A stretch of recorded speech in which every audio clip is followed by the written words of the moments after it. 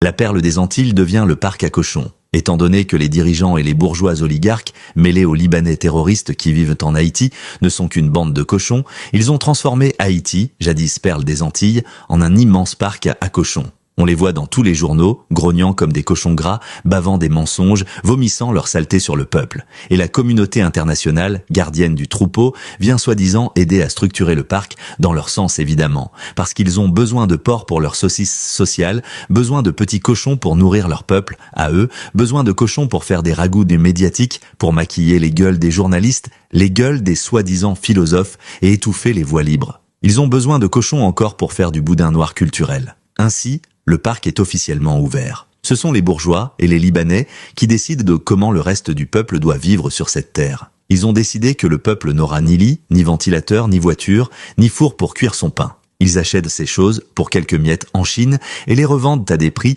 que le peuple ne peut pas payer. Grâce à leur franchise douanière, ils ne paient rien du tout. Un ventilateur qu'ils achètent 3 ou 4 $, ils le revendent 200, 300 $ à un malheureux qui étouffe sous la chaleur. Et si un citoyen particulier achète une voiture, 1 000 $ à l'étranger, l'État haïtien, complice des bourgeois pourris, lui fera payer 10 à 20 000 $ pour la dédouaner, soit 9 à 19 fois la valeur de la voiture. Ainsi le peuple n'a plus d'espoir de rouler dans une belle voiture. Seuls eux ont le droit de commercer. Et si un pauvre ose rêver d'affaires, ils le font taire, ils l'ont supprimé vite fait. Mais qu'un malheureux vole une paire de tennis, ou un vieux pantalon, ou encore un acte isolé, je ne dis pas que voler est à bien. Mais la manière que la police le traque, le bat, l'exhibe à la télévision dans leur émission Allô la police, juste pour faire croire au monde qu'elle travaille. La police filme et exhibe que les pauvres. Pendant ce temps, les vrais voleurs, les gros, dorment tranquilles, font la fête. La police travaille avec eux, la police travaille pour eux. C'est un pays dur, un pays sale, un pays dévoré. Le pays est devenu un parc à cochons, des petits cochons, des gros cochons, des cochons diplômés, des cochons en uniforme,